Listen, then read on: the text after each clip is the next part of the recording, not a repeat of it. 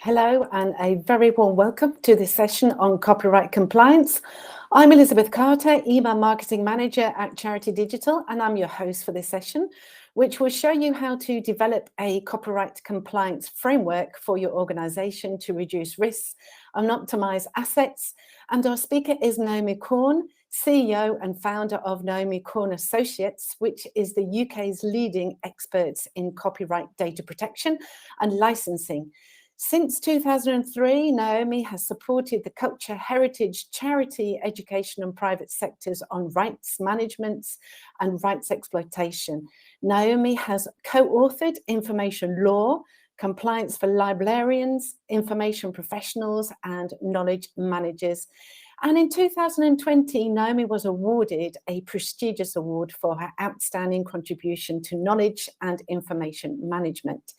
Naomi is also a visiting lecturer at Edinburgh University Law School, University College London, York University, Kingston University Business School and City University, and she is currently a lecturer on the new MA in Curating Art and Public Programmes run by the Whitechapel Art Gallery and London South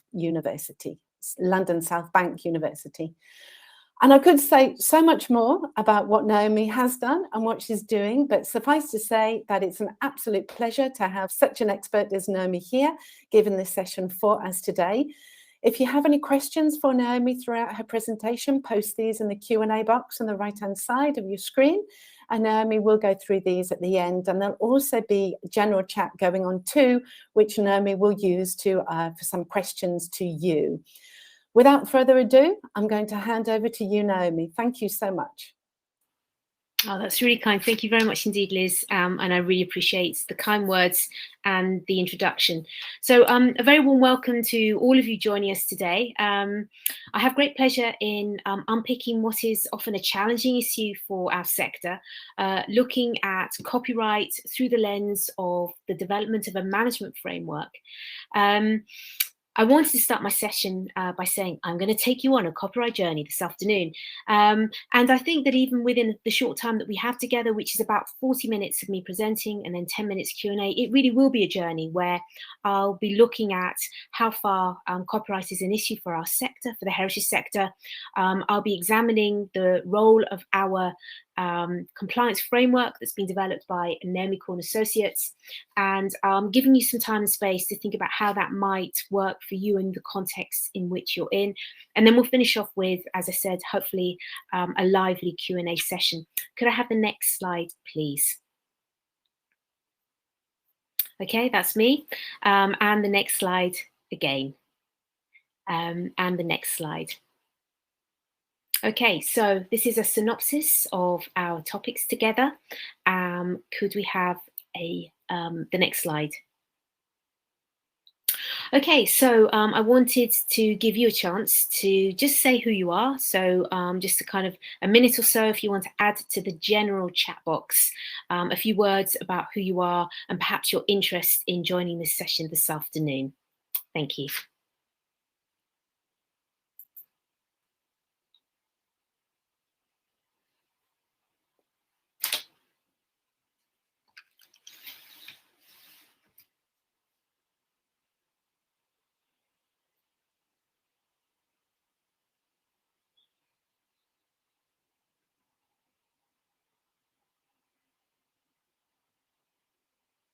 Okay, so whilst you're having a think about that, could we have the next slide, please?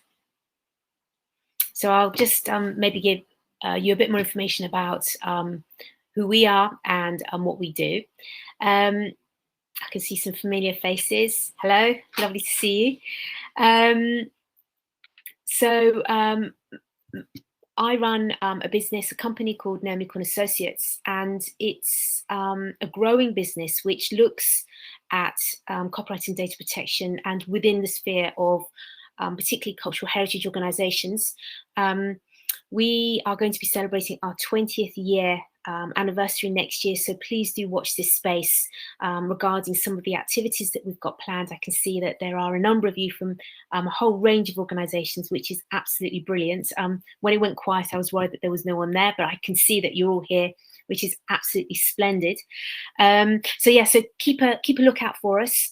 We are very, very proud indeed to be part of the consortium working with our colleagues at Charity Digital, Media Trust, Dot Project, and Heritage Alliance. We've done some fantastic things over the last few years funded by the National Lottery Heritage Fund.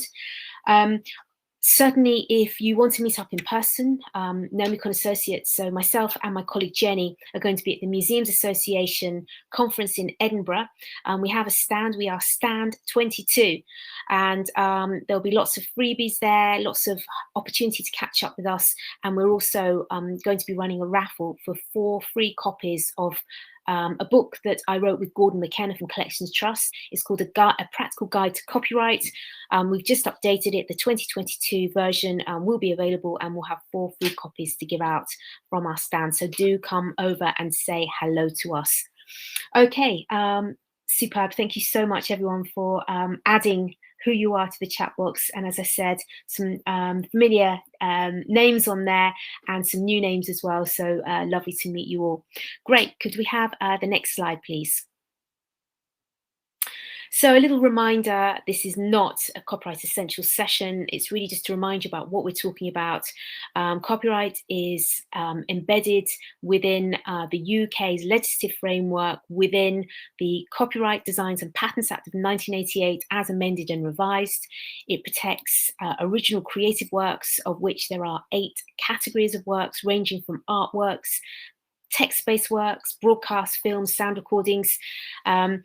In other words, as a heritage organisation, it's inevitable that you will have works that either would have been in copyright or perhaps still are in copyright of various statuses, some of which you will own the copyright, some of which other people will own the copyright, and you'll probably have rather a lot of them where you can't trace the rights holders or the rights holders are unknown. In other words, orphan works are a prevailing challenge for our sector. And I can see yet more people are joining us today. So absolutely fantastic and a huge warm welcome to you all. Could we have the next slide, please?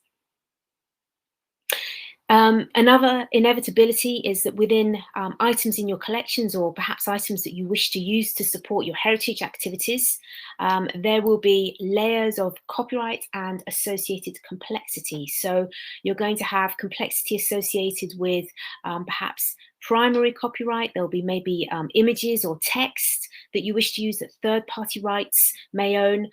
There will be challenges in terms of trying to track down not just the primary rights holder, but there'll be third-party rights, there'll be orphan works and variable durations of copyright, this kind of concept of layers of copyright. So that's kind of within about 30 seconds, in a nutshell, the types of complexity that might be associated with your collection items and copyright. Could we have the next slide, please? But this issue is far more prevailing than just your collections alone. Some of you may have loans, short-term loans, long-term loans and deposits. As a sector, we not only work within the core of our organisation, we are often working out with consultants, with suppliers. In fact, many, such as myself, are suppliers are people who have worked within the cultural heritage sector as staff. And certainly increasingly, we're working with more and more consultants. We are often using third-party content to contextualise our collection items or to provide extra information about exhibitions or displays. We work with a network of people. Many heritage organisations may be volunteer-led. We have students that we'll be working with, interns, many of us. We'll be working with people who aren't staff. We'll have activities whereby we need to think about the management of risk. Now, that could be within the extent of using the exceptions to copyright, or indeed the management of orphan works, as I've already positioned those as being an issue for our sector. And then within the broader context of a heritage organisation, the complexity doesn't end there. We face two sides. We are users of copyright works, but many of us, and indeed I can see many of you joining me today, will come from organisations or departments where you're looking at income generation activities from your copyright works. Could we have the next slide, please? So again, thinking about these complexities of management of copyright works, a list here of the types of people that we'll be working with to add to the list that we've already mentioned. We may well be engaging with the public. Some of us may have platforms, perhaps digital platforms where we are requesting user-generated content or wanting to engage more fully in the digital age with members of the public, perhaps who will never meet in person. Could we have the next slide, please? When we're looking at commission content, there are a multitude of activities where we'll look to third parties to generate content on our behalf. This can range from photography of our collection items or photography of our buildings, photography of our exhibitions, to perhaps videos or animation, digital media created by third parties. Some of us might be bringing in third-party designers to create logos, whether it's organizational logos or logos specific to an exhibition or an activity. And then there may be heritage organizations who are actively commissioning artworks from new or established artists, whether on a temporary basis or indeed on a long-term basis, with the mindset to acquire those items into our collections in the future. And you can see that there are other ways in which copy might arise in newly commissioned content, i.e. beyond our collection assets per se. Can we have the next slide, please? I've got a few case studies for you just to show you perhaps what can happen when copyright management goes wrong. This does dovetail into other webinars that have been produced by the Heritage Digital Alliance, and the next 3 case studies also can be referenced in more detail in a guide to suppliers and newly commissioned content and copyright, which has been produced by the consortium as part of the rafter of work funded by the National Lottery Heritage Fund, and is available for download from the Charity Digital website, and links to the Heritage Digital corpus of works. So in this particular case study, which is unfortunately a situation that we see fairly regularly, works are commissioned by a heritage organisation from a photographer. This is, in this particular instance, it's activities of dancers. Unfortunately, there is no discussion about copyright. The dance company wants to use the images that have been commissioned from the photographer, but because there has been no discussion with the photographer about copyright, the photographer asks for more money on the basis that they're able to reuse, the heritage organisation is able to reuse the images that they had already paid to have created. Can we have the next slide, please? The second scenario that might arise is where a small gallery has commissioned a media company to create a digital installation. Although there's a contract and although copyright is referenced, there is no information and indeed no discussion about which entity clears rights, third-party rights in this digital installation, whether it's the gallery or whether it's the company that they have commissioned to create it. As a result, any third-party content used in this installation hasn't been cleared, and without this, the gallery is unable to display the installation, again at some loss in various manifestations to the small gallery. Could we have the final case study, please? And here we have a heritage site which has commissioned an artist to create a sculpture, which will be on temporary display. The heritage site mistakenly insists that they wish the copyright in the sculpture that they have commissioned to be transferred to them, but the artist, and I think quite rightly, doesn't think this is fair, and the heritage organisation and the artist are unable to come to an agreement, and therefore the project is shelved. So these are sort of horror stories, if you like, but I think encapsulate some of the reasons why copyright is important and the management of copyright is fundamental to consider. Could we have the next slide, please? And if we thought that that was complicated, the move from the position we were in pre-COVID to needing to be digitally transformed, and for quite a period of time solely having contact with our audiences through different platforms that perhaps we hadn't used before, so having this almost virtual connection, facilitated through the use of more content than ever before to support our activities online, more use of our own devices, and these different forms of delivery has compounded the complexity of the copyright issues, but also the importance of needing to think about copyright seriously when developing online resources and providing more innovative experiences for our audiences. Can we have the next slide, please? So it's complicated. There are plenty of resources in which we've discussed copyright in more detail. This is really just setting the scene.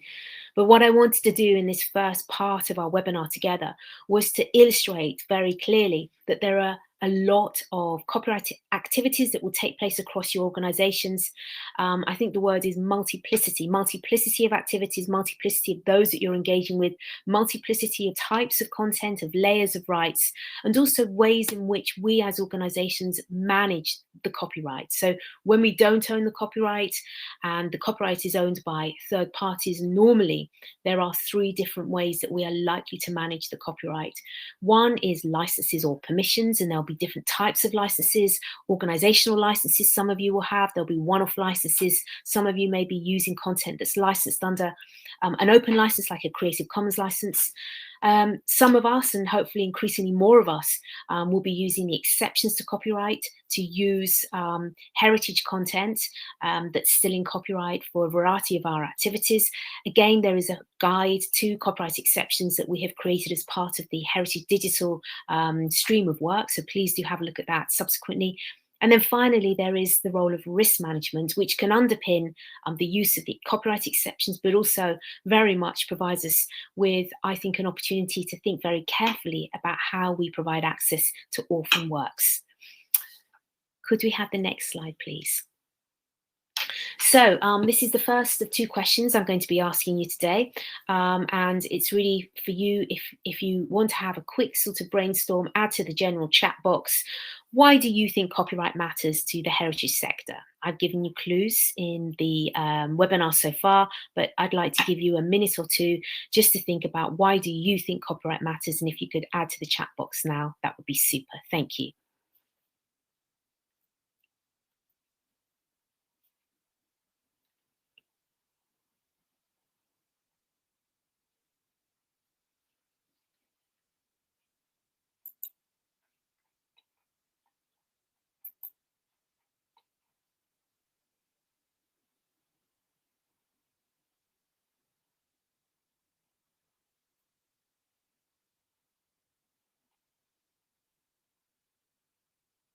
Okay, starting to get some ideas. Thank you very much indeed. So an idea that's been presented is as a paper trail or documentation to have evidence of what copyright is agreed if it is by a volunteer that gives permission. I think that's lovely. Brilliant.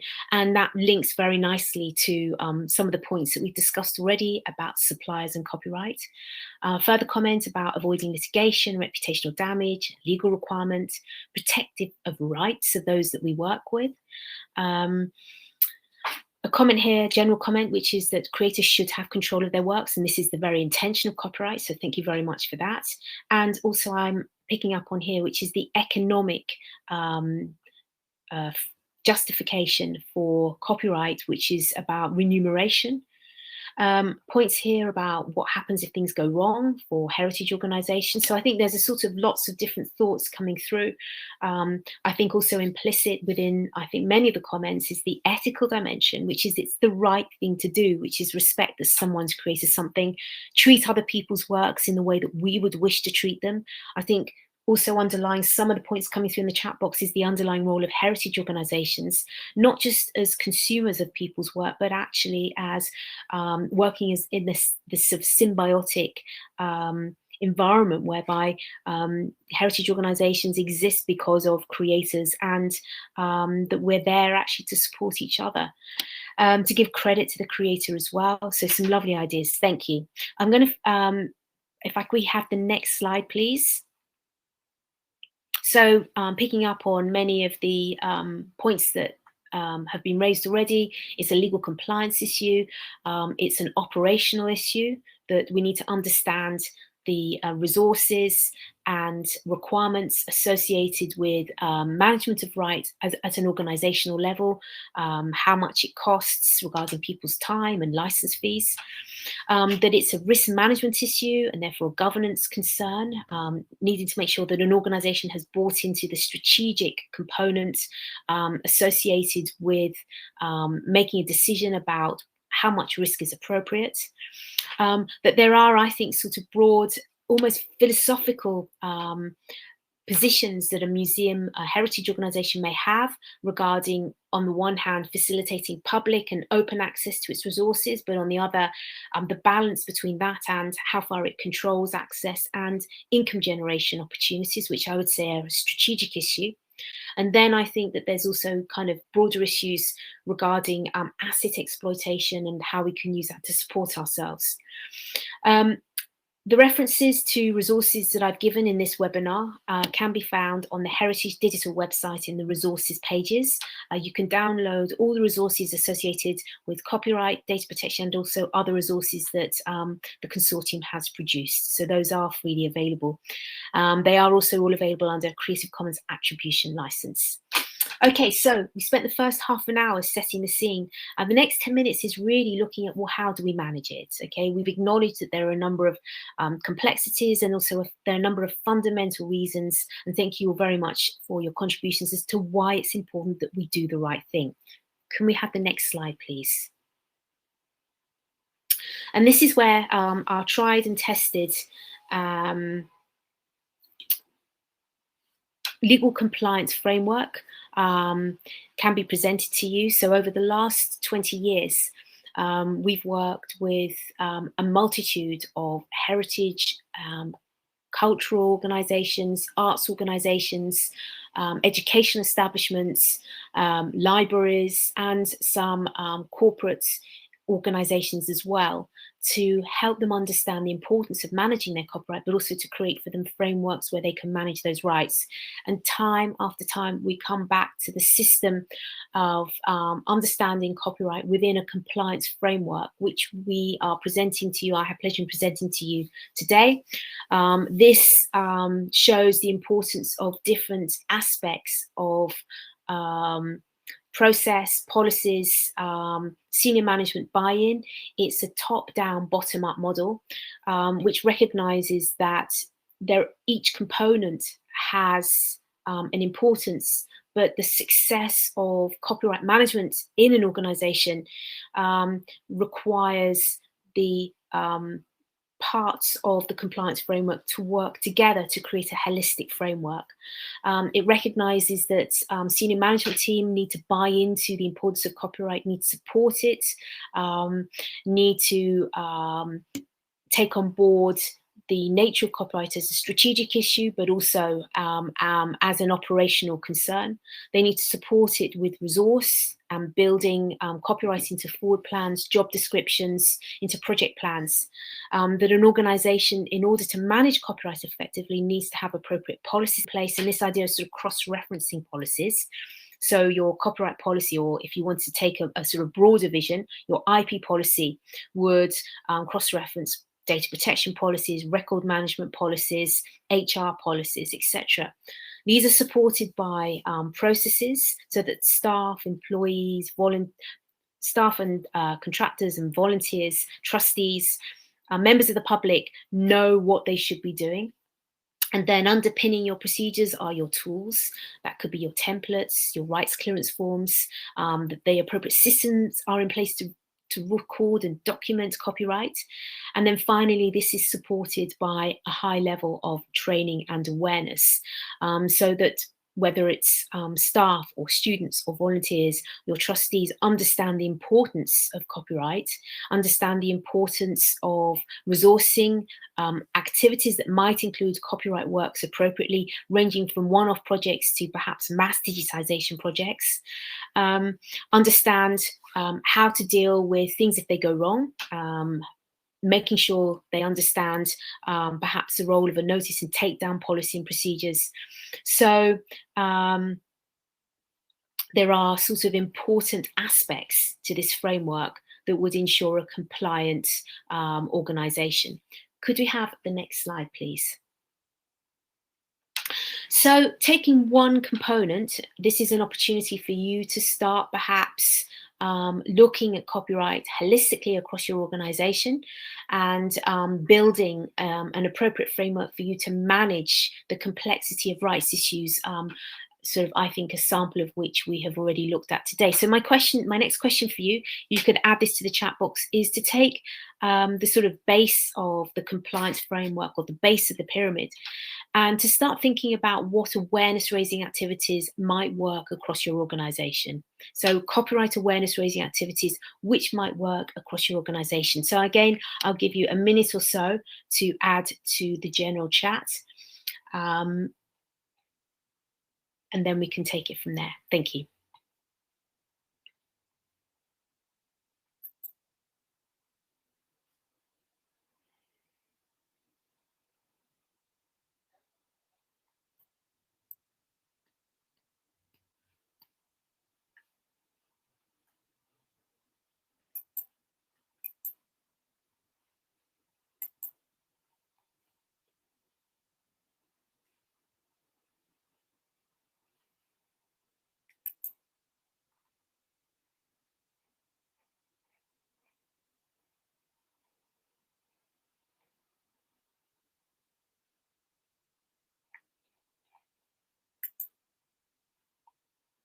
Staff training, yes, absolutely. Regular staff training. Online training works. I'm a great believer and great fan of face-to-face training, or if you want, hybrid training perhaps these days. Contextualize and give real life examples. Absolutely. Make this issue a live issue. I agree. I think that having a reference point that people can relate to is really important. So thank you for that. And I can see that that's already received somebody who loves it. Awareness about copyright amongst volunteers, absolutely right. And I think that one shouldn't forget the correlation, not just between sort of perhaps copyright and the vast range of activities that take place, but other legal issues that may be relevant, such as data protection. And whilst you are perhaps skilling up your volunteers, making sure they're aware of ongoing data protection requirements. I'm afraid that GDPR training in 2018 is just not enough. A couple of you like the idea of copyright champions, so somebody perhaps who can take more of a involved role in a department relating to copyright. Perhaps you might have a steering group where you have a number of copyright champions that come together, who can discuss issues as they arise that affect the organization, and then can go back to their departments and spread the word. I can see now that there are quite a few of you that really like that. I've got a comment here about the importance of collections management systems and documentation. Absolutely right. Making sure that particularly for items in your collection, you have as much information as possible about the copyright status, document your reasonable searches to trace rights holders. But those of you certainly who are building up databases of digital assets as well, that contextualize your collection items, that also extends to that, making sure perhaps you have some kind of digital asset management system. A spreadsheet is fine to start with, that does document who owns what rights, any licenses that govern what you're doing. Staff sessions, absolutely right, that can keep staff updated.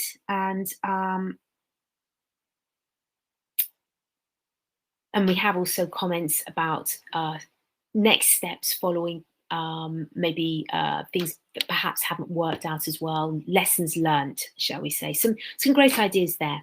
So a couple of thoughts to add to this. There has been an increasing use of game playing within the copyright sphere to try and remove some of the fear factor regarding copyright.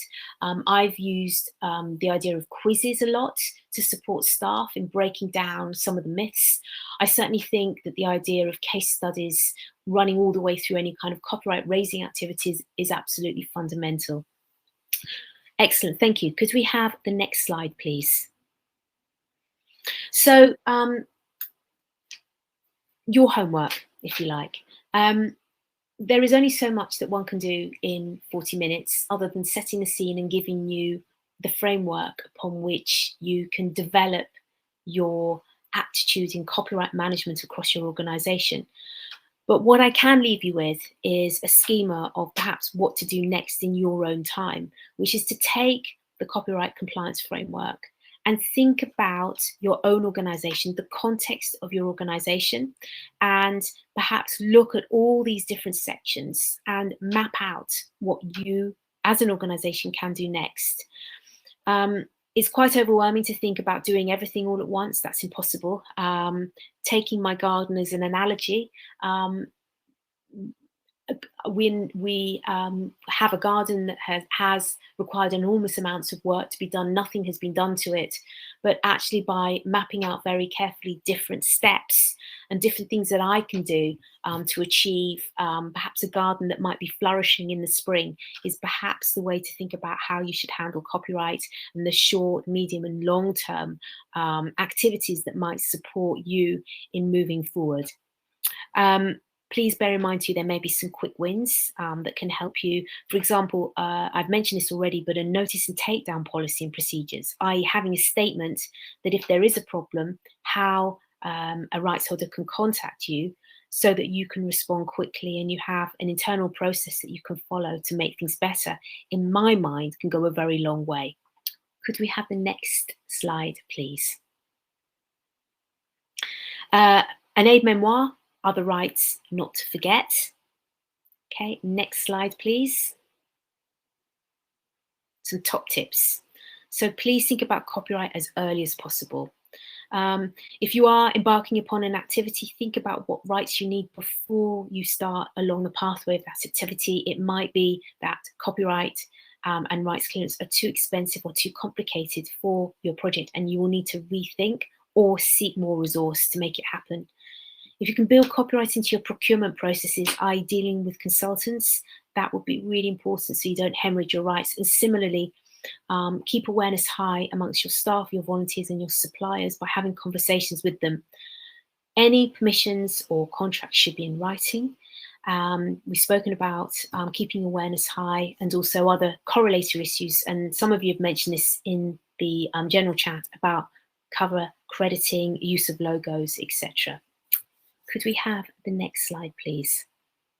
This is such an important topic. There is a publication that is available. I co-authored with my colleagues, Professor Charles Oppenheim and Dr. Adrienne Muir, a book called Information Law, which uses the compliance framework, not just for management of copyright, but also the management of FOI and data protection issues. It is a paid-for resource. There are others that I've referenced today that are free to use and available under open reuse licenses, but just in case you wanted to find out more about it, this is available for you. Could we have the next slide, please? Some of the references that might help you, Intellectual Property Office, which is part of government that oversees intellectual property rights, the Heritage Digital Guide, working with suppliers to create digital content, which you can download from the Heritage Digital website, our website with lots of free resources. Again, another guide that you can download, Heritage Digital Guide, working with open licenses, and finally, the Creative Commons website. Can we have the final slide, please?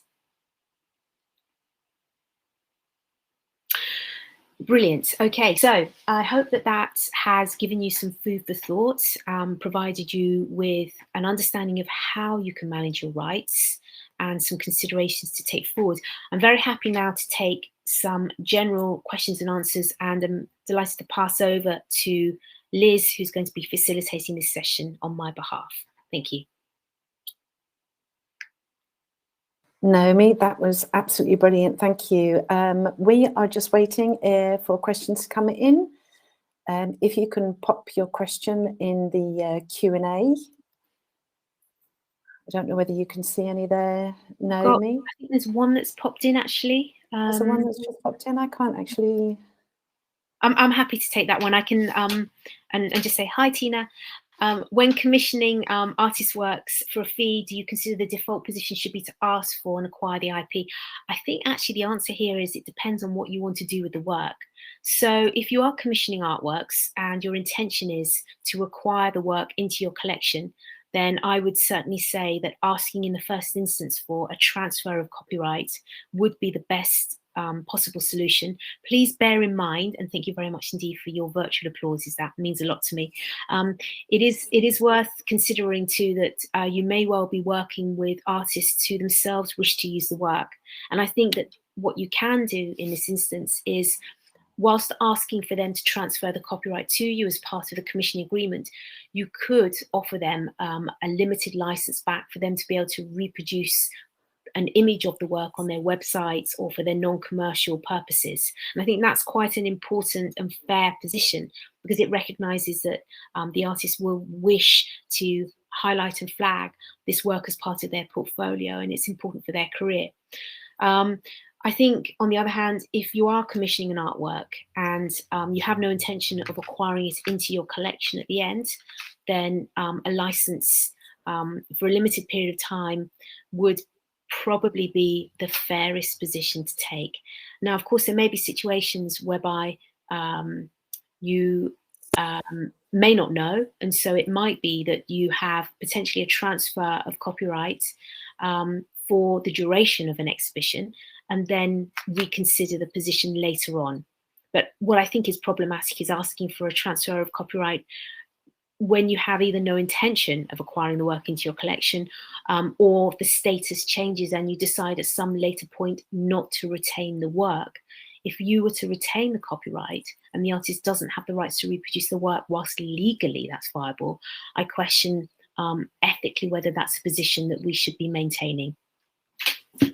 Okay, thank you. Naomi, I just don't know whether you want to go over to the general chat there. We've just got a couple of questions. Yeah. I'm commissioning a show reel by university students as their final degree submission. Do I need to protect my supplier of data and photos and interviews? I'm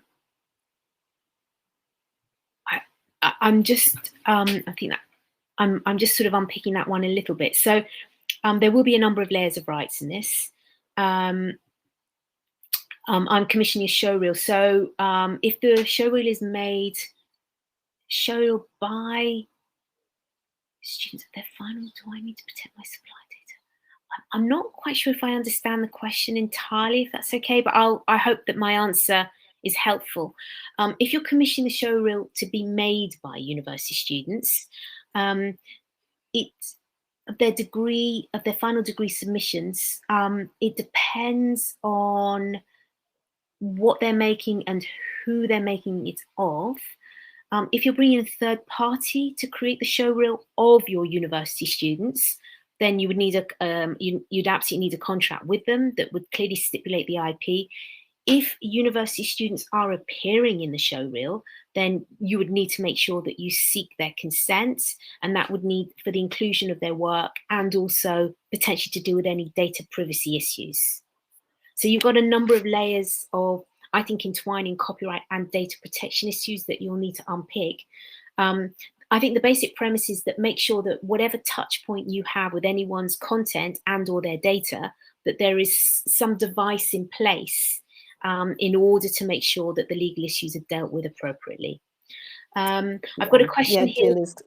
No, go ahead. Jill has actually said yes okay, to the question that she posed for you. Good. No, that's good. How much do you charge for consultation? The answer is it depends. Depends on what you want and who you want to do with it. As a company, this is me personally. As a company, we for the last 20 years have done everything we can to support our sector. So we have an approach of charge for services, but we do enormous amounts to support our sector in different ways. So I'm very happy to have a conversation with you, Anthony, offline if there's anything specific that you need, and then I can tell you more about what we do. Any more questions? Okay, fantastic. Pop your questions in the general chat or in the Q&A. And if not, then we will wrap it up. If you're happy to do that, Naomi. With absolute pleasure. Okay. I've got actually here. I've got going over it. got more in the Q&A box, actually. I can just see there's Yes, it's just populated. I'm actually struggling to see the Q&A box there. It says an error occurs, so maybe you'd like to read it out if you can for me. Yes, of course. So I've got, what advice would you give to an organisation that wishes to adopt a post-custodial model for our artist archive, as opposed to copyright transfer? This includes commission works, acquisitions, and archived works.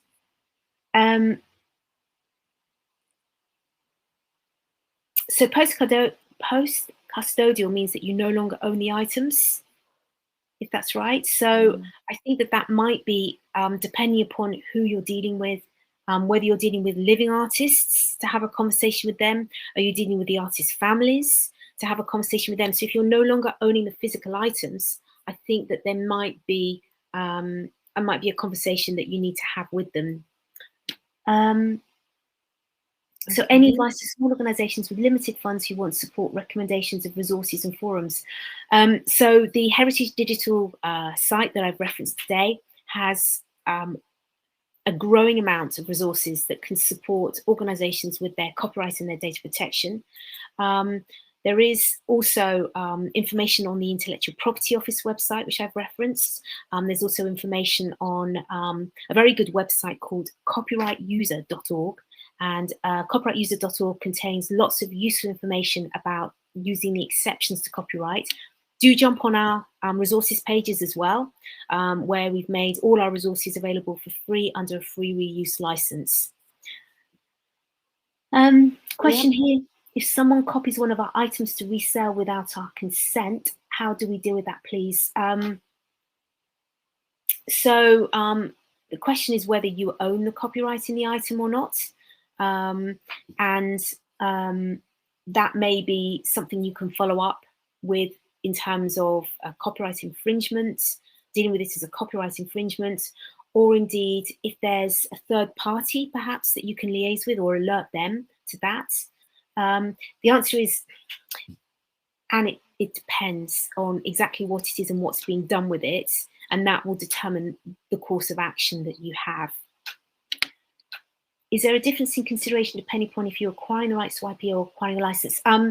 So in order to satisfy the requirements of a contractual relationship, consideration can be manifested in different ways. So consideration is a requirement of a contract, and it can be through some kind of transfer of monetary value, so i.e. money being paid, but also I have seen it quite a number of times whereby crediting can be used as to satisfy the consideration requirement.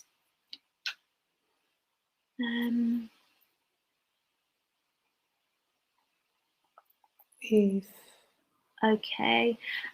Question here, most of the collection items in our archives are of course historic, meaning we don't have copyright agreements in place with the original creator that allows us to share items online. Does this mean we are always in breach of copyright if we digitize works and or post photos on our social media? It depends if they're in copyright or not, and depends if you own the copyright. It would also be about degrees of risk, I would argue. The difficulty with social media platforms is there's a double whammy effect. First of all, if you're posting content on a social media platform which you don't own the rights to, so i.e. still covered by copyright, that's a sort of your first infringement. But also, by uploading content onto social media platforms, you are also entering into a contractual relationship with that social media platform provider. And you are effectively in breach of the contract with that social media platform provider if you upload content for which you haven't got the rights or perhaps might have other legal compliance issues. So it's not always hard and fast, though, that you're breaking the law and terrible things are going to happen, because it's often about degrees of risk. Because in our context, in the heritage context, we have such a diverse and eclectic range of items in copyright, out of copyright, some we don't even know. And as I mentioned, we have millions of orphan works in our collections that sometimes it's a strategic decision on behalf of the collection itself to decide, well, is the risk tolerable? Do the benefits outweigh the risks? And this is why copyright is a strategic issue, which is why looking at the compliance framework we've developed over the last 20 years, the kind of governance sits at the top of the compliance framework, because it's about escalating these issues to our senior management team for them to have the conversation, or our board of trustees to decide whether this risk is tolerable, whether it fits within an agreed appetite for risk that an organisation has. Not all risks are the same. We have many, many situations of works in our collections which may be in copyright, but to be honest with you, the risks of the rights holders coming forward are almost negligible. They're not completely negligible, but almost, because they're so random. The rights holders probably don't even know they're the rights holders. And this is a symptom of copyright laws built over 300 years ago that don't quite fit the digital age and don't quite fit the role of heritage organisations. So we have this conundrum of needing to comply with the legislation, but the legislation not quite fitting with what we do. So I think that we need to be very strategic about the decisions we make, and not everything is yes, not everything is no, and there's an awful lot of it depends. And again, this is why I believe our copyright compliance framework comes into its own, because it gives that framework for an organisation to have those conversations, to raise awareness and start thinking about it holistically across the organisation. So I've not really given you an answer, but what I've done is I've just given you, hopefully, reassurances that pretty much every organisation we've ever worked with has these types of items and these types of questions, and we have to weigh up the costs, the risks and the benefits. Thank you, Naomi. Okay, I can't see any more questions. We've got a few more minutes, but if there's any more questions coming in there, have you got another one, Naomi, in there? I'm ever so sorry, but I can't read these. It's okay. I'm happy to self-serve. I'm delighted. Yeah. There are so many questions. I'm delighted that there are so many questions that are being posted by colleagues, and I do also. I'm also very grateful for the fact that you're giving me space to give perhaps rapid answers to fit in as many as possible. I'll just quickly have a look. Got another question that's just come in. In the scale of a small charity organisation, what should you consider when hosting creators to create video content for you? We have a video project fall through before, and in the future we'd like to prevent situations where we can't get access to that raw material due to copyright. That's interesting. So I'm wondering whether the question is about user-generated content, and I think that what some organisations we've worked with before have done is if they're inviting, say, video creators to upload content they've created, to have appropriate terms and conditions that create a contractual arrangement between you as a heritage organisation and the users or uploaders of content, so that you are satisfied that the risks of content being uploaded that is infringing are kept to a minimum. So I think that's one dimension to this. So if you have a platform for people to upload their stuff, make sure you support that with terms and conditions that create a framework of compliance.